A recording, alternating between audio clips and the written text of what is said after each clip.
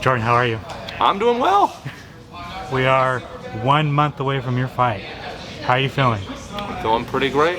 I think this camp's ending. Well, I'm only halfway done with this camp. I figured out this fight a few weeks ago, but camp's going well. Weight's coming off. Training, making new gains every day, every training session. So pretty hopeful and pretty excited. Today's Syndicate Sparring Day. How is practice? I love this sparring day. Pressure was like the goal for this sparring session. I really feel I was landing a lot of good strikes, hurting a lot of people, implementing my game plan, imposing my will, all those good buzz phrases in this sport.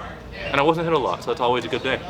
I haven't really talked to you on camera since your last win over Trey Ogden. A lot of people counted you out. You pulled through, got the win. Got pretty much a broken ankle, some strep throat. How good did that win feel? Well, that one felt very good. Because I was about to drop out, but then I saw that I was the underdog, and then Trey was very confident, and I was like, I'm not dropping out. Forget this crap. So, popped my ankle out, and then I heard it backstage while warming up, and we taped it up so much I couldn't move. I planned on doing a bunch of different things, but couldn't do it. I couldn't shoot, which for a grappler, specials like me, that should have been a death sentence. He had more experience, better grappling, yada yada, and I absorbed 9 head strikes in 15 minutes in a fight that was in the position I did not want to be in. Yeah, I'm pretty ecstatic. And I don't have to interview as many people because a lot of the interviewers that picked Trey, I'm not talking to you guys ever again. It hurt my feelings. With all that being against you, with your ankle and you're being sick, was it pure ego to not drop out of the fight? Yeah, and that's not me. That's not in character of me. But my inner B word was trying to make me drop out. My family was like, it's okay for you to drop out. And I was like, you're right. But then I was like, I'm gonna check out the comment section first, read what people have to say, and the disrespect. So I risked it all for no reason to win a boring decision for your guys' pleasure. And yeah, it was a stupid move, but it worked out. So that's what happens. Paddy Pimblett, man, what was your first reaction? I know you kind of answered this a few times, but what was your first reaction when they gave you that name? Surprise. Definitely didn't think I was going to get that fight. I thought I'd have to lose against Trey Ogden to fight Paddy. I thought if I lost, I had that fight in the bag. So I kind of, bittersweet, I win my fight, but I'm like, oh, I'll never fight Paddy. I'm too good to fight Paddy now. But, newsflash, looks bad. I looked bad in my win. So I got the Paddy fight, and I got the win bonus, all in a few months span. So surprised, a little insulted. But now I'm very excited, and I think this would be a great year for the Monkey Kingdom. Do you think it's going to be a grappling affair? I think it's going to be something. 2 grappling specialists. He has, okay offense, but horrible at closing distance. I have great defense, horrible at closing distance. I think it's going to be a very, we're going to be playing touch butt for 15 minutes, I think. And if I get to the ground, I think I'll submit him, but I'm expecting a very awkward, dragged out, strange decision win. What do you think of Paddy's career so far in the UFC?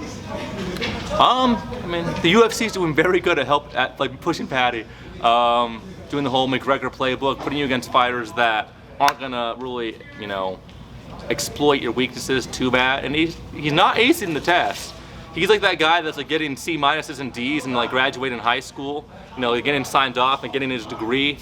So everyone's like, oh, his debut was amazing. I'm like, dude, we see people get chinned all the time. It's never once been amazing until it was, Paddy with the hair and the Scouser energy and all that awesome energy he brings. He does have an awesome energy, and it has a very interesting, infectious, and polarizing personality. So very intriguing individual, but his fights aren't impressive. Watch our fights. Leave this video, subscribe to this channel, watch our fights, okay? And then I want you to explain to me why he's a -400 favorite. It makes no sense. It's because odds makers are blind. That's a fantastic promo. Thank you for that. What's your opinion on him blowing up after fights? I know that you love food. You like to get a little thick, right? But what are your thoughts on him? Oh, if anything, I'm impressed. Like, you gained 35 pounds, like it's 8 weeks, like that's impressive. Your metabolism's horrible, obviously, but like impressive. If I didn't have all my autoimmune diseases, I'd be right with him. So everyone that's giving him hate, I'm like, dude, so many fighters blow up just as much. He just doesn't look as buff. So like, if you're all jacked and yoked and you're a little fluffy, you look pretty good still. But when you're kind of like have the natty body like me and him and you blow up, people say you're fat, you're undisciplined, and I just don't think that's the case. He's missed weight, I think, once in his 21 fights. He's obviously very professional when it comes to that aspect of his career, and not the healthiest, you know. If I was to give my uneducated opinion, like probably not the best in the long run for your health, Paddy, but I respect it. Good for you. Enjoy your time off. And do you think it's just because his face gets so fat that that's what people are like, oh my god, he's so fat, he's so out of shape? Yeah, he's a tall, skinny boy. Like, he has very like gaunt cheekbones when he fights. So like, I feel like at any amount of like size onto his face, it really shows. But he gains 30 pounds. That's 3,500 calories. He has to lose a pound and point something a day. That's horrible, but like, it's not too bad. It's pretty easy. I think he's gonna make weight. I hope he doesn't, but I think he will. All the headlines are saying that you're gonna twerk on him. I was thinking, why don't you, if you beat him, why don't you do the robot? I could do the robot.